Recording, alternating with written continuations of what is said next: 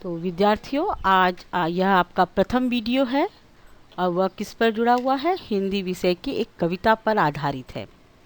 जैसा कि कविता आप लोग को पता चल चुकी है कि कौन सी कविता है। कविता है रामधारी सिंह दिनकर की कविता, और कविता का शीर्षक है, क्या है? हाँ, कांटों में राह बनाते हैं। तो आज हम लोग इस कविता में पढ़ने जा रहे हैं। सबसे पहले कवि का परिचय जानेंगे, यानी कवि रामधारी सिंह दिनकर के बारे में जानेंगे और उनकी कुछ रचनाओं के बारे में पढ़ेंगे। और उसके पश्चात कि दिनकर की जो कविता कांटों में राह बनाते हैं, उस कविता, एक लंबी कविता है, उसके कुछ अंश जो है वह आपके पुस्तक में है, तो उसे हम उसकी व्याख्या करेंगे और उसका भावार्थ, सरल अर्थ हम आज समझने वाले हैं। तो चलिए हम आरंभ करते हैं आज का हमारा पाठ। और यह वीडियो जो है वह आपके लिए बहुत लाभदायक होगा, जिससे कि कभी भी कोई जिज्ञासा आपकी बनी होगी आपके पाठ से जुड़ी हुई या कवि से जुड़ी हुई या प्रश्नोत्तर से जुड़ी हुई, तो आप इस वीडियो के माध्यम से आसानी से अपनी जिज्ञासाओं को शांत कर सकते हैं। आपको जो समझना होगा तो आप जब चाहे इस वीडियो के माध्यम से इस वीडियो को देखकर आप अपनी समस्या का समाधान कर सकते हैं, या हर समय आसानी से आपके पास उपस्थित होगा। तो चलिए अभी हम लोग आज का हिंदी का यह प्रथम कविता जो है उसका वीडियो आरंभ करते हैं। हमारी पुस्तक सुनहरी धूप है, जिसमें कविता है कांटों में राह बनाते हैं, जिसमें कवि रामधारी सिंह दिनकर की जो ये रचना है, ये बहुत महत्वपूर्ण रचना है। वैसे तो दिनकर के बारे में बता दें, कवि रामधारी सिंह दिनकर का जन्म 23 सितंबर 1908 को सिमरिया, जिला मुंगेर, बिहार में एक सामान्य किसान के घर में हुआ था। वे ओजस्वी राष्ट्रभक्त कवि थे, जिनकर 2 वर्ष के थे जब उनके पिता का देहांत हो गया। उनका तथा उनके भाई बहनों का पालन पोषण उनकी माता जी ने किया। उन्हें पद्म विभूषण, साहित्य अकादमी पुरस्कार तथा भारतीय ज्ञानपीठ पुरस्कार प्रदान किया गया। और 24 अप्रैल 1974 को उनका स्वर्गवास हो गया।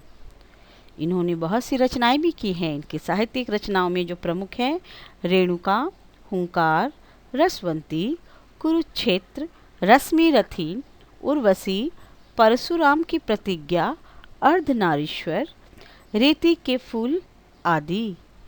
तो आप लोग ने यह जाना कि रामधारी सिंह दिनकर ने जितनी भी रचनाएं की हैं, वे रचनाएं देश प्रेम की भावनाओं से अधिकतर ओतप्रोत है, जो हमारे देश को देश को एकता के सूत्र में बांधती हैं। इनकी जो रचनाएं हैं वह भारत देश की धड़कन है। भारत की राष्ट्रीयता और भारत की अखंडता को बनाए रखने में ये कविताएं महत्वपूर्ण कार्य करती हैं। तो ऐसी ही एक कविता है हमारी कांटों में राह बनाते हैं, जो आज हम लोग पढ़ने वाले हैं। तो चलिए आज कविता के कुछ अंश इस वीडियो में हम लोग पढ़ेंगे।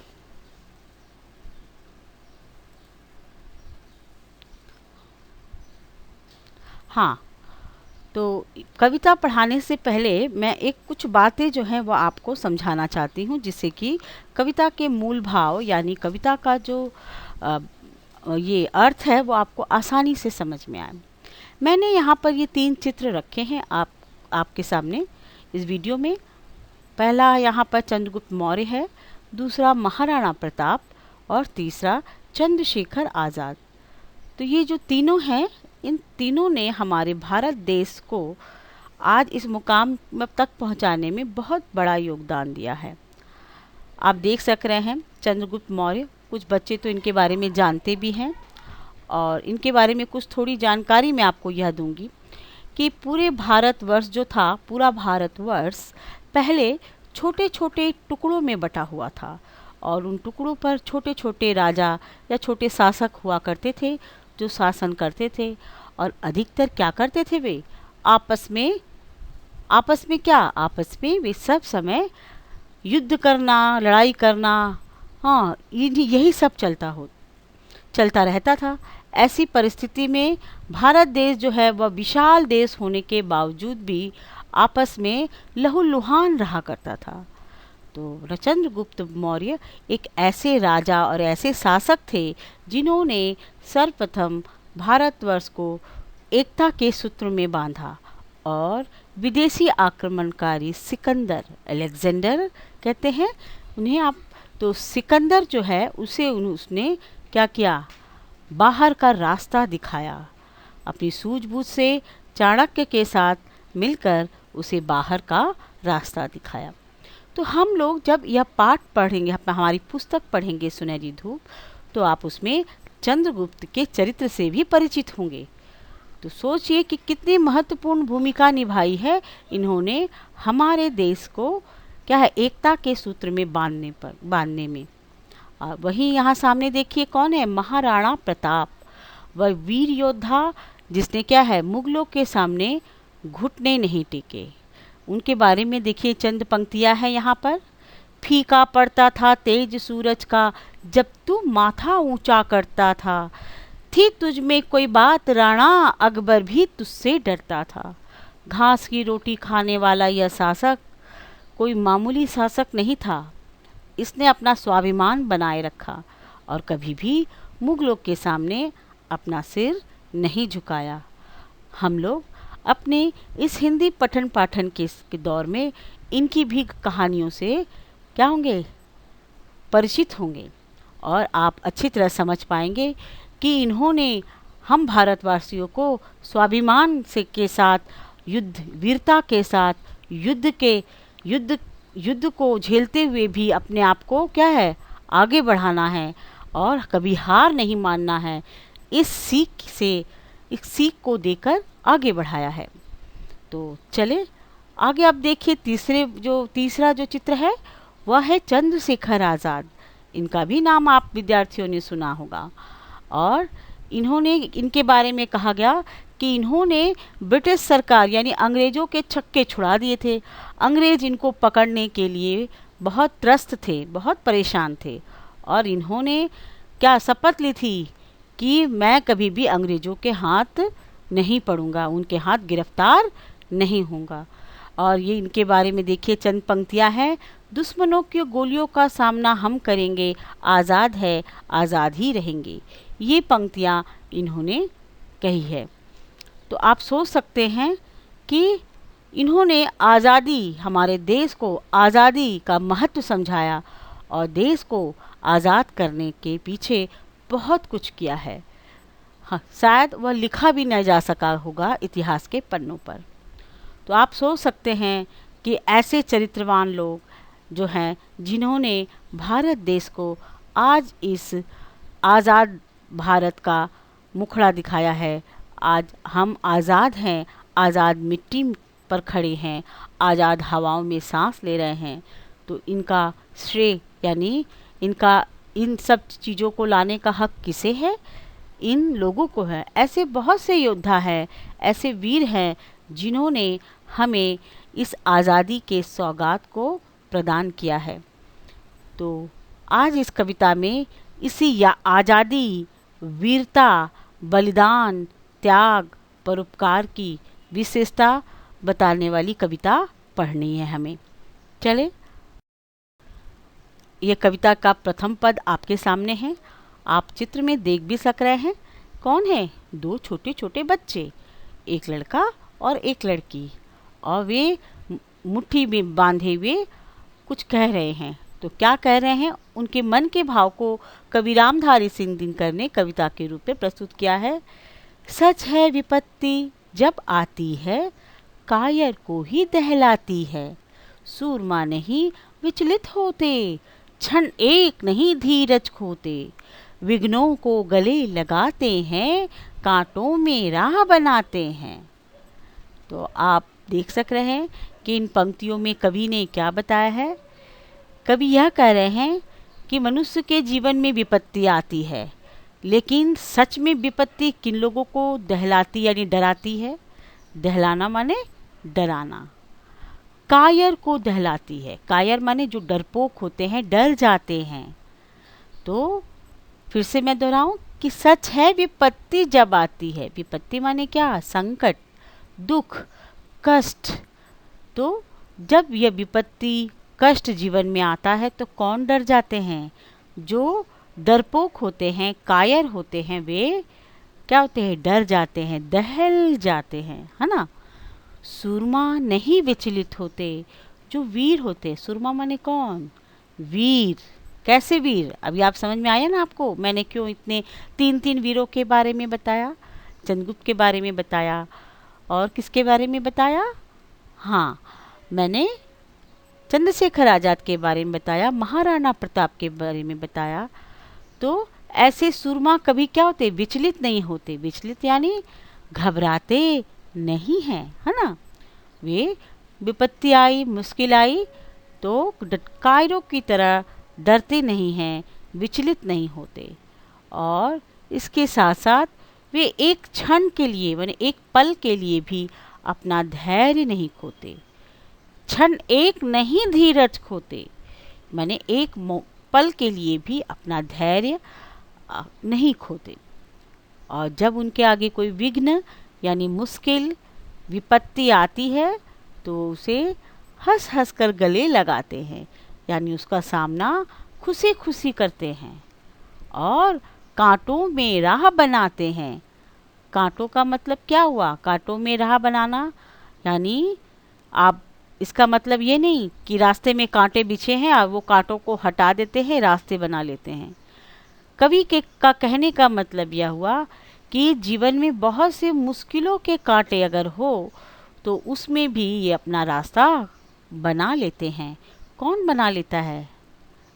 हाँ, ये वीर बालक मुश्किलों में भी क्या होते हैं? अपना रास्ता स्वयं बना लेते हैं। तो मैं उम्मीद करती हूँ कि आपको यह समझ में आया होगा। तो चलिए आगे मैं इसके बाद में इस पाठ के यानी इस प्रथम पद, कविता का सिर्फ ये प्रथम पद है और उसके कठिन अर्थों को, मैं कठिन शब्दों के अर्थों को समझाने वाली हूँ। वैसे तो कविता पढ़ाते पढ़ाते मैंने आपको समझा ही दिया था। अब मैं आपको जो है कठिन शब्द के अर्थ यहाँ पर मैंने रखे हैं। वैसे तो पुस्तक में बहुत सारे हैं, लेकिन कुछ कुछ ऐसे शब्द होते हैं जो आपको नहीं, मैंने आपको याद नहीं उसमें लिखा होगा, तो आप लोग क्या है उसको यहाँ पर जान जाएंगे। पहला है विपत्ति। विपत्ति यानी मुसीबत, कठिनाई। दूसरा है सूरमा। सूरमा यानी सूरवीर, साहसी, वीर योद्धा। धीरज, धैर्य। विघ्न माने बाधा, कायर, डरपोक। विचलित होना, घबराना। दहलाती, डरना या घबराना। अच्छा, क्षण माने पल। तो आप लोगों के लिए यह बहुत लाभदायक होगा कि जब आप वीडियो चलाकर इस कठिन शब्दों के अर्थ को देखना चाहे तो आप आसानी से जब आवश्यकता हो आप देख सकते हैं। और इसके साथ साथ एक बात और बता दें कि इन जितने भी कठिन शब्द हैं, इन शब्दों का प्रयोग भी आपको आना चाहिए कि आप अपने बोलचाल में, अपने रोज़मर्रा के जीवन में इन शब्दों का प्रयोग कर सके, या फिर जब आप अपनी बातों को, विचारों को प्रश्नोत्तर में कहीं लिखना चाहें तो इन शब्दों का प्रयोग आसानी से कर लें। तो उसके लिए आपको क्या करना होगा? अपना खुद का वाक्य बनाना होगा, यानी वाक्य संरचना। आप हिंदी भाषा में अच्छी तरह से लिखना, बोलना, पढ़ना चाहते हैं तो ये एक बहुत महत्वपूर्ण कदम है विद्यार्थियों के लिए या हिंदी सीखने वालों के लिए कि आप लोग जो शब्द हो उनसे वाक्य बनाएं, जिससे आप उनका प्रयोग अच्छी तरह से करना सीख जाएं। जैसे विपत्ति, तो जीवन में विपत्ति आने पर घबराना नहीं चाहिए। देखिए एक वाक्य मैंने बनाया। ठीक उसी तरह से सूरमा। सूरमा युद्ध भूमि में वीरता से लड़ते हैं। तो इस तरह से आपको भी प्रत्येक शब्द से वाक्य बनाना आवश्यक है। और यह उम्मीद है कि आप जो है मेरी कही गई बताए गए सुझाव को आप जरूर से मानेंगे या फिर सुनेंगे। तो चले आगे देखें। तो आप देख सक रहे हैं कि यहाँ पर मैंने प्रथम पद की व्याख्या को यानी उसके सरल अर्थ को यहाँ पर लिख दिया है, ताकि जब भी आवश्यकता हो तो कविता के इस पद के अर्थ को आप वीडियो चलाकर देख सकते हैं। चलिए मैं इसको पढ़ देती हूँ। कांटों में राह बनाते हैं। कविता के कवि रामधारी सिंह दिनकर प्रथम पद में यह कह रहे हैं कि विपत्तियां जब कभी भी मनुष्य के जीवन में आती हैं तो वे सिर्फ कायर और डरपोक मनुष्यों को ही डहलाती हैं। जो सूरमा होते हैं वे इन विपत्तियों के आने पर नहीं घबराते हैं। वे एक क्षण के लिए ना ही अपना धैर्य खोते हैं और ना ही परेशान होते हैं। ये साहसी सूरमा विघ्नों को खुशी के साथ गले लगाते हैं। आपने पढ़ा भी है और जाना भी है। मैं उम्मीद करूंगी कि इन पंक्तियों के माध्यम से आप वीरता, साहस, धैर्य, दूसरों की भलाई, इन सब का अर्थ अच्छे से समझ पा रहे होंगे। तो आगे देखें। यह है अधिगम प्रतिफल अर्थात लर्निंग आउटकम, यानी आप विद्यार्थियों ने जो यह वीडियो देखा है, इस वीडियो के माध्यम से आप सभी क्या सीखने में सक्षम हुए हैं, इन बातों को यहाँ पर रखने का प्रयास किया गया है। चलिए एक बार पढ़ते हैं। समस्या समाधान, कर्मठता, कर्म कर्तव्य निष्ठा आदि की भावना का विकास, साहस, देश प्रेम, मातृभूमि के प्रति समर्पण की भावना, वीरता, सकारात्मक विचारधारा को आत्मसात करने में आप विद्यार्थी सक्षम हुए हैं। आगे, जीवन कौशल से जुड़े व्यवहारिक ज्ञान को प्राप्त करने में, यानी जीवन को अच्छी तरीके से जीने के साथ साथ या अच्छी बातों को ग्रहण कर जीवन को जीने की भावना आपके अंदर आई। आज विषयानुसार अपने विचारधारा को तथा ज्ञान को परिपक्व करने में, अपठित अंश को पढ़कर अधिग्रहण क्षमता का विकास, यानी आप जो अंश जो है आपने पहले नहीं पढ़ा, लेकिन अब आप पढ़ सकते हैं, अर्थ को समझ सकते हैं।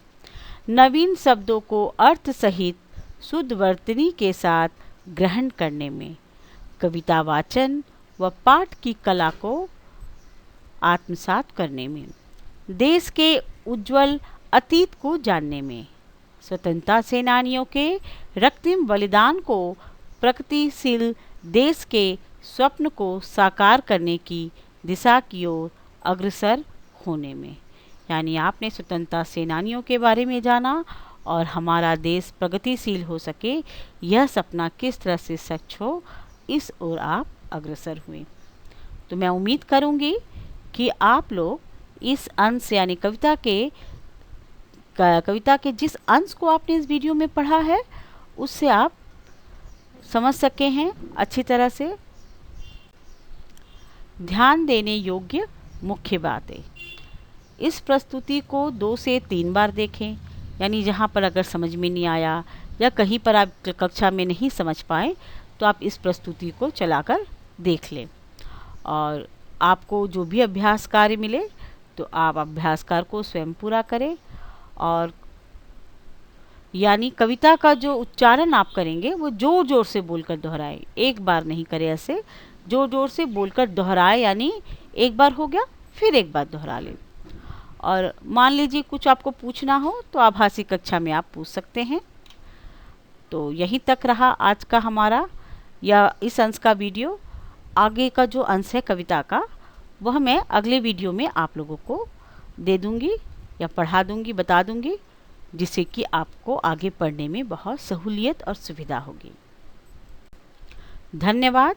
अब अगले वीडियो में मिलते हैं, तब तक के लिए अलविदा।